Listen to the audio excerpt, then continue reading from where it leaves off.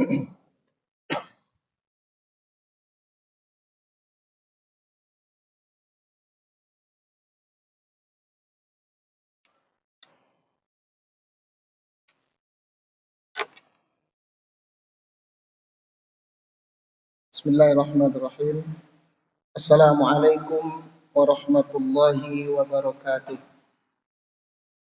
Alhamdulillahi rabbil alamin. Hamdan yuwafi ni'amahu wa yukafi mazidah. Ashhadu an la ilaha illallah wa ashhadu anna Muhammadan abduhu wa rasuluh. Al-mab'uts rahmatan lil alamin. Basyiran wa nadhira wa da'iyan ilal haqqi wa sirajan munira, amma ba'd. Jamaah kaum muslimin dan kaum muslimat, sidang salat zuhur yang dirahmati Allah Subhanahu wa taala. Di antara kelebihan agama Islam dibandingkan dengan agama selain dari Islam adalah bahwa lapangan pengabdian dalam Islam itu sangat luas.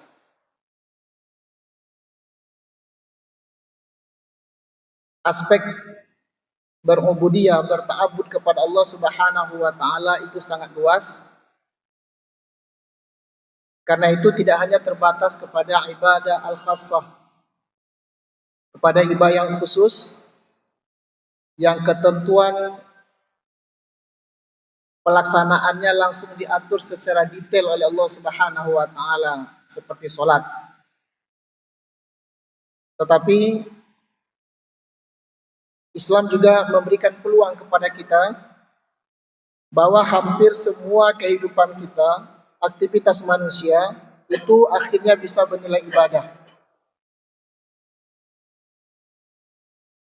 Maka Bapak Ibu sekalian, dalam sebuah buku Al-Adabun Nabawi, kita akan bacakan beberapa hadis terkait bagaimana Islam menghargai ibadah yang ammah, ibadah yang luas, yang tidak hanya terbatas pada ubudiyah, salat, zakat dan sebagainya.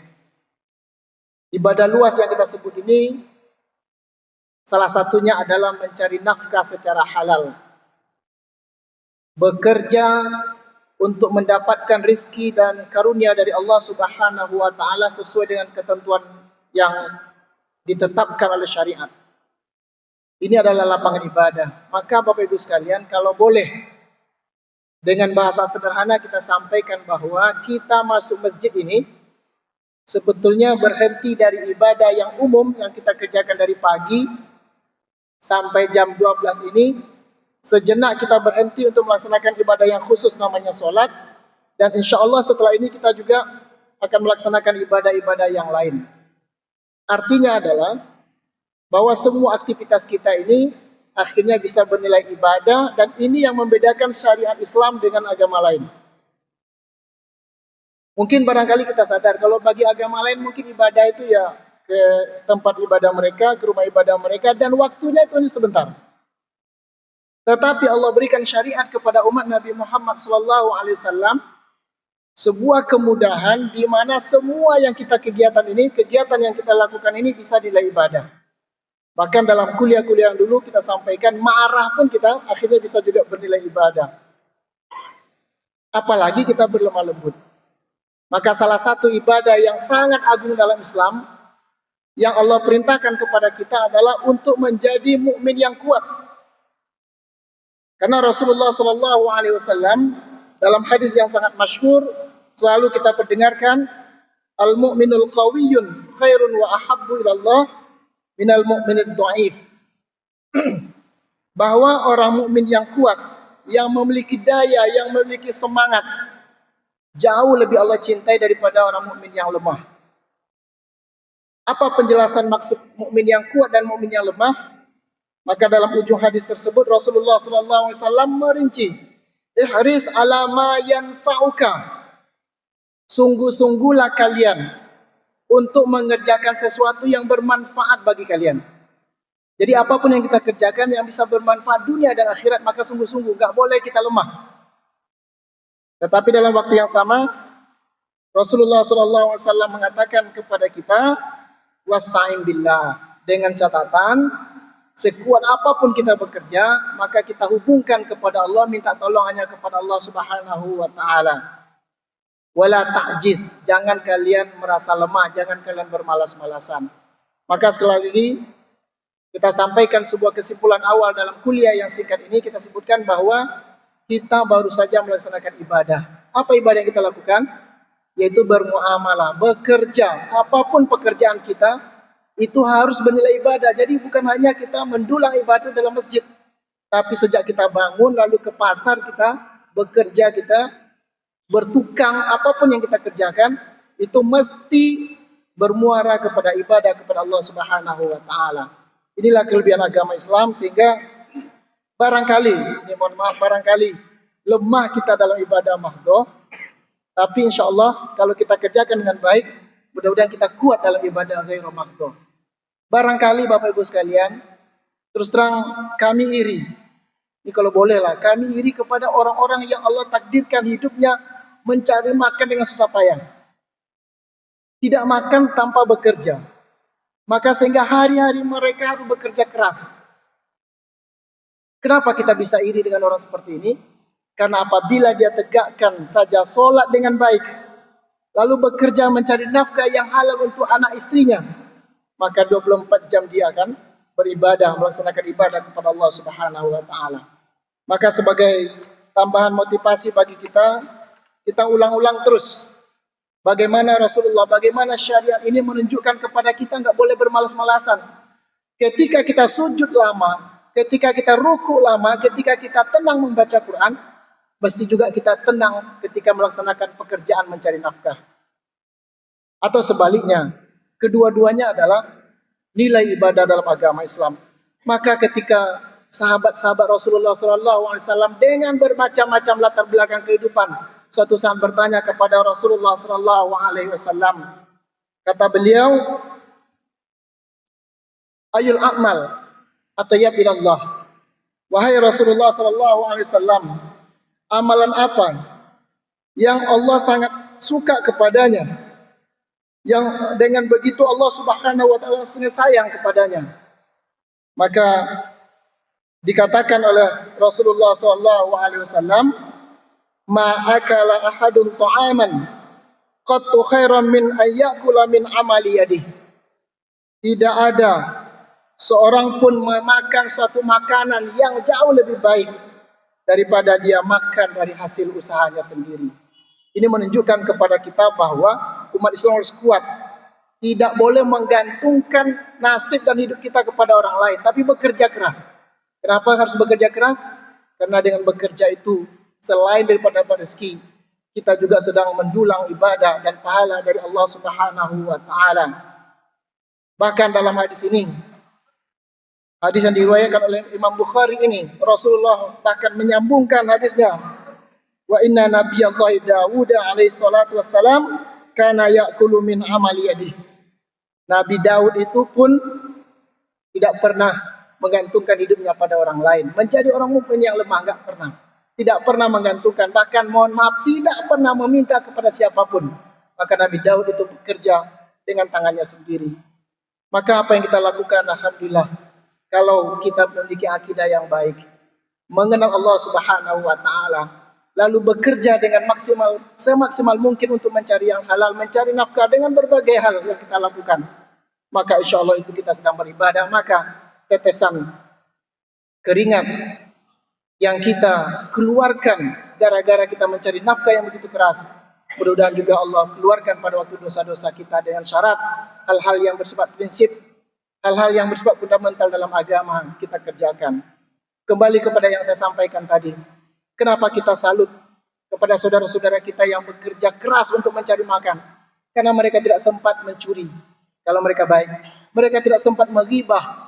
Mereka tidak sempat mengadu domba. Kenapa? Karena mereka fokus untuk bekerja, untuk mencari yang halal saja. Maka dengan catatan, jangan sampai mereka bekerja lalu melupakan Allah, melupakan sholat, melupakan agama ini. Jangan sampai. Sebab kalau itu mereka tegakkan, insyaAllah ta'ala Allah berikan kepada mereka kemudahan.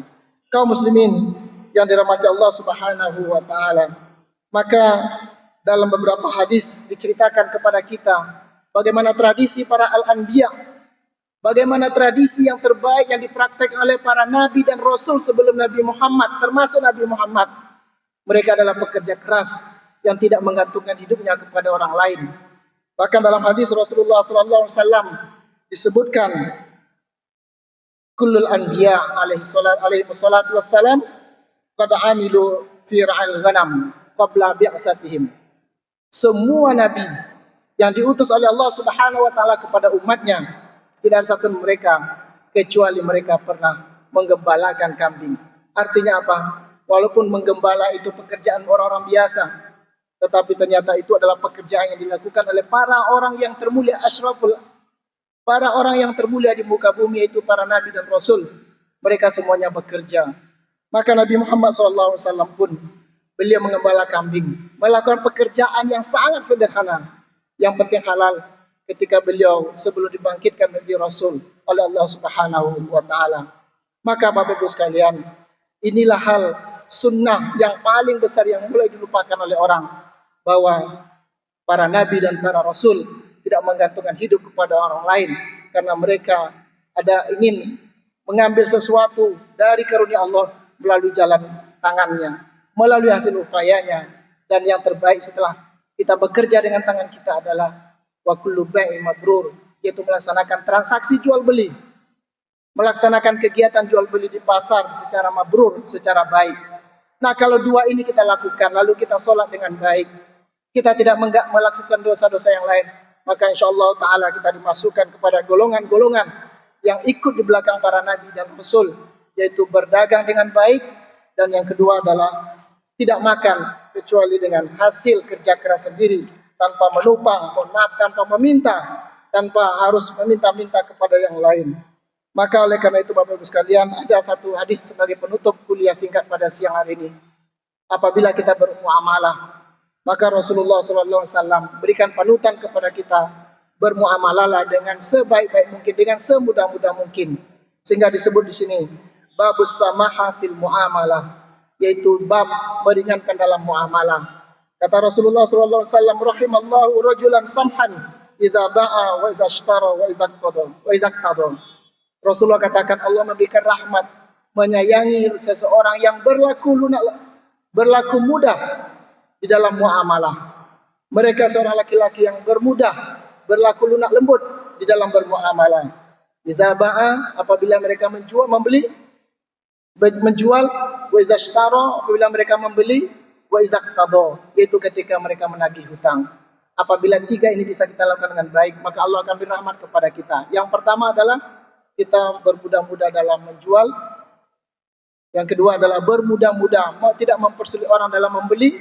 Dan di sini dalam syarah hadis disebutkan, apabila kita tahu penjual ini adalah yang fakir, dan kita agar sedikit rezeki kepada Allah, jangan persulit mereka, jangan tawar dengan harga yang membuat mereka sulit. Ini adalah salah satu contoh as-samaha fishtara, yaitu mudahkanlah di dalam jual beli. Dan yang ketiga adalah wa izaktado, yaitu ketika kita meminta hutang. Salah satu adab dalam Islam, walaupun kita minta hak kita, minta hutang, berpiutang kita kepada yang lain, kalau bisa kita meminta itu tetap dengan cara lemah lembut, sehingga juga dengan begitu insyaAllah agama ini kita tegakkan dalam muamalah kita sehari-hari. Mudah-mudahan semua ibadah kita dinilai oleh Allah Subhanahu wa taala, pekerjaan kita menjadi ibadah, dan apalagi solat yang sebentar lagi kita lakukan juga diterima oleh Allah Subhanahu wa taala. Subhanakallahumma wa bihamdik, asyhadu an la ilaha illa anta, astaghfiruka wa atubu ilaik. Wassalamualaikum warahmatullahi wabarakatuh.